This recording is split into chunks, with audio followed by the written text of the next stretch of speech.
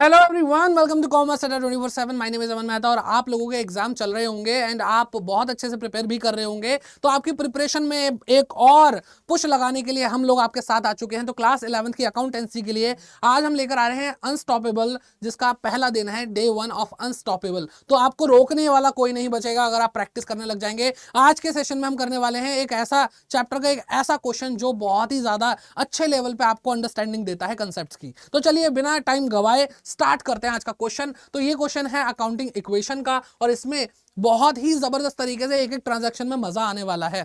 तो ये क्वेश्चन अगर आप करते हैं तो आपको बहुत अच्छे से अंडरस्टैंडिंग हो जाएगी एंड आपको एक कॉन्फिडेंस मिलेगा।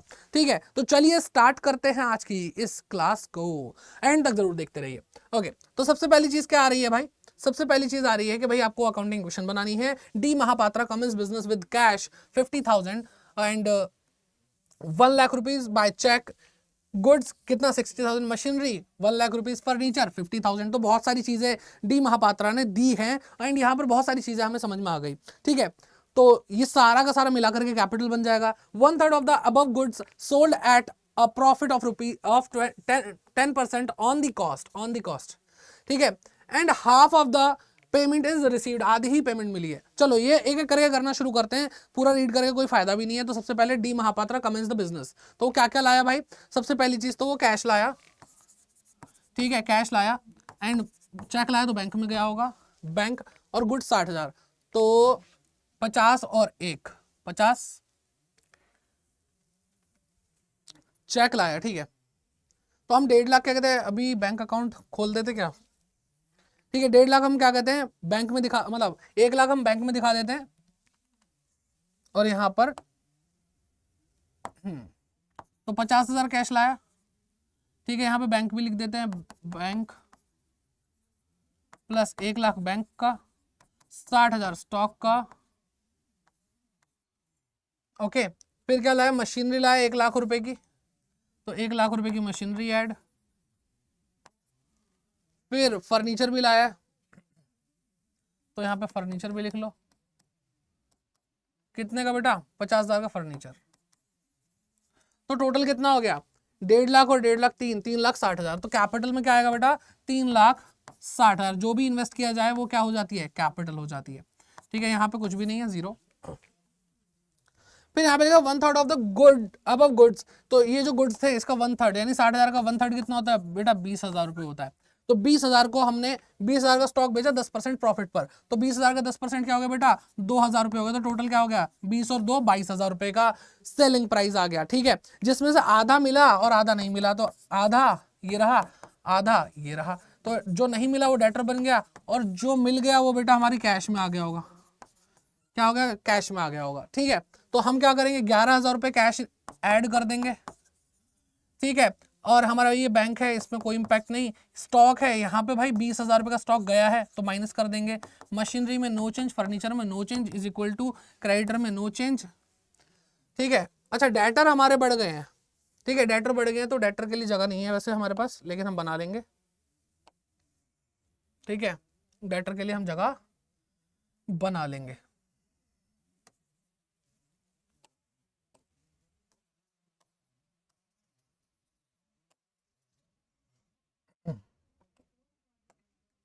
तो यहाँ पे 50,000 था, यहाँ पे हम डेटर लिख रहे हैं जो कि 0 था। अब यहाँ पे 0, यहाँ पे 11,000 के डेटर। अब देखो 20,000 गया, 11,000 एसेट में जुड़ गया है। अब क्या हो रहा है बेटा? 2,000 का प्रॉफिट हो रहा है। प्रॉफिट कहाँ पे? कैपिटल में ऐड होता है। अगर आपने वन शॉट नहीं देखा है, अगर आपने one shot accounting question chapter का नहीं देखा, आई बटन में आपको लिंक मिल जाएगा या फिर प्लेलिस्ट चेक कर सकते हैं, आपको पूरा का चैप्टर समझ में अच्छे से आ जाएगा। ठीक है, और पूरा मैराथन भी आपके लिए आया हुआ है। आप हाफ ईयरली की अगर तैयारी कर रहे हैं तो आपको पूरा पूरा समझा दिया है, तो आप वो मैराथन देख सकते हैं। न्यू इक्वेशन बनाते हैं। 11,000 जोड़े बेटा 61,000 हो गया। ठीक, फिर यहाँ पे 1 लाख है, यहाँ पे 40,000 का स्टॉक बचा, यहाँ पे 1 लाख रुपए मशीनरी, 50,000 रुपये फर्नीचर और 11,000 रुपये डेट, मतलब डेटर्स 0 एंड 3,62,000।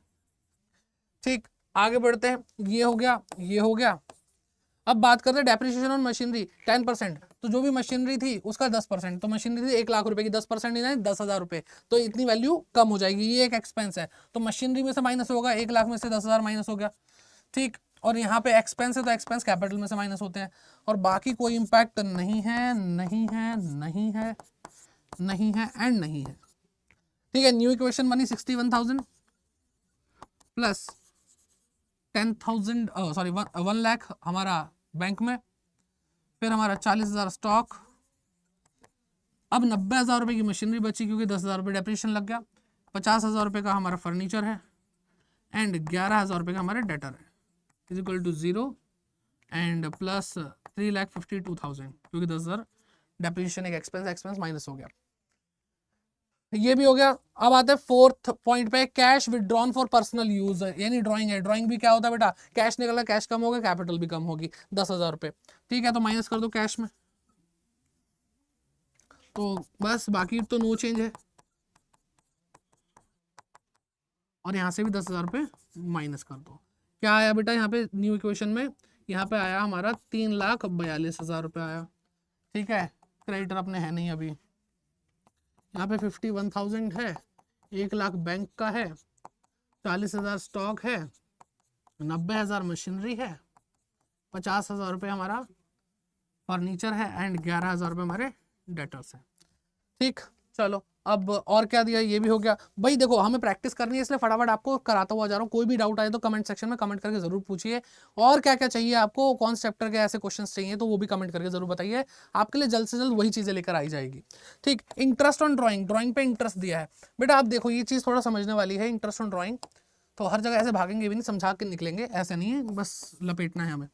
तो भाई ये कौन है, हमारा बिजनेसमैन है, इसने ड्राइंग करी, यानी इससे पैसा लिया बिजनेस से अपने, अब इसको इस पे इंटरेस्ट पे करना पड़ रहा है, क्योंकि जिससे ड्राइंग लोगे उसी को तो इंटरेस्ट पे करोगे। अब इंटरेस्ट पे करोगे, इंटरेस्ट ऑन ड्राइंग, तो बेटा देखो जो हमारी क्या कहते हैं बिजनेस है उसको पैसा मिल रहा है, तो इसके लिए क्या है, वो इनकम है। हम अकाउंटिंग किसके लिए करते हैं, इसके लिए करते हैं, तो इनकम क्या हो जाएगी बेटा, कैपिटल में ऐड हो जाएगी, ठीक है। अब पैसा दे कौन रहा है, पैसा दे रहा है हमारा बिजनेसमैन, बिजनेसमैन पैसा दे रहा है, तो उसके अकाउंट में से पैसा काट लो। अब उसका अकाउंट का नाम क्या है, कैपिटल अकाउंट ही तो उसका अकाउंट है, तो कैपिटल में से यही अमाउंट माइनस भी हो जाएगा।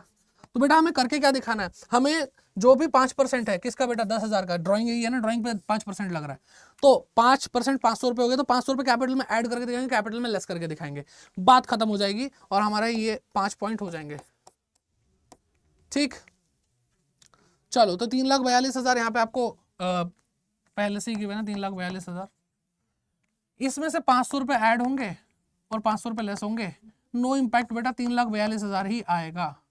आ रही है बात समझ में। और हमारे यहाँ पे 51 1 40 90, तो 51 1,00,000, अब यहाँ पे हेडिंग वही वाली लिख लेना, ठीक है। 51 1 40 90, अमाउंट याद है, देखो ये कैश है, ये बैंक है, ये स्टॉक है, ये मशीनरी है, और ये क्या आ गया बेटा, फर्नीचर आ गया, और ये क्या आ गया बेटा, डेटर आ गया, और ये 0 है, ठीक है। सब पे 0 0 0। अभी इसमें तो सिर्फ कैपिटल में चेंजेस लाया ना, ये वाली ट्रांजेक्शन जो हुई है, तो यहाँ पे आपका न्यू इक्वेशन बनी 51,000 कैश, 1,00,000 रुपये बैंक, 40,000 रुपये स्टॉक, 90,000 रुपये मशीनरी, 50,000 रुपये फर्नीचर, 11,000 रुपये डेटर एंड 0 क्रेडिटर एंड 3,42,000 रुपये हमारी कैपिटल। अब इसके बाद क्या हुआ भाई, goods sold to Gupta, Gupta को हमने सामान बेचा है,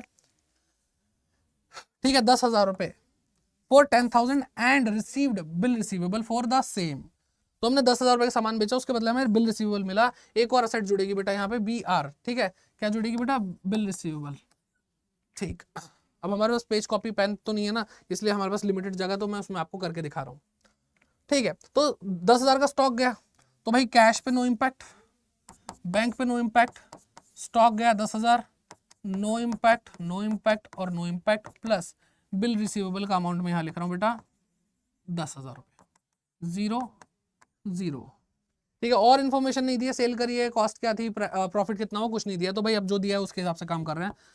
तो 51,000 रुपये बेटा हमारा कैश, 1,00,000 रुपये हमारा बैंक में, 30,000 बचे हमारा स्टॉक, 90,000 हमारा मशीनरी, 50,000 रुपये फर्नीचर, 11,000 रुपये डेटर्स एंड 10,000 रुपये का हमारा बिल रिसीवेबल, जो कि एसेट होती है, वो बिल जिससे पैसा रिसीव होने वाला होता है, इसलिए इसको बिल रिसीवेबल बोलते हैं। आई होप आपको समझ में आ रहा है। ठीक है, तो बस ये ध्यान रखना बराबर इक्वल के इस साइड पर, इक्वल के उस साइड पे, दोनों साइड पे बराबर आना चाहिए टोटल। ठीक है, अब यहाँ पे लिखा है received 10,000 from Gupta against the bill receivable. अब बिल रिसीवेबल से टाइम जो था उस टाइम पे हमें पैसा मिल गया, तो बिल रिसीवेबल माइनस हो जाएगा और ये कैश में आ जाएगा। पैसा मिला तो कैश तो इंक्रीज होगा ना, तो 0 0 0 0 0, क्रेडिटर कुछ नहीं एंड 0। तो अब देखो क्या, अब लास्ट हमारा सारा काम हो गया।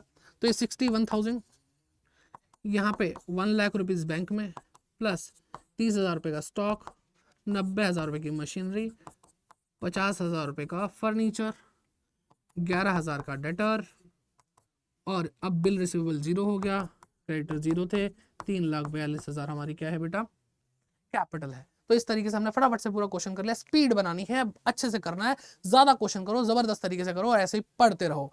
ठीक है, तो बस अगर आपको ये वीडियो अच्छी लगी हो तो भाई क्या करना है आपको, इसको प्यार देना है बेटा। प्यार कैसे प्यार देते हैं, लाइक करके और सबके साथ शेयर करके और कमेंट करके, जो भी आपको डाउट है वो पूछ सकते हैं। नया है तो सब्सक्राइब जरूर करिए और मिलते हैं आपसे किसी और वीडियो में। तब तक के लिए bye bye, take care and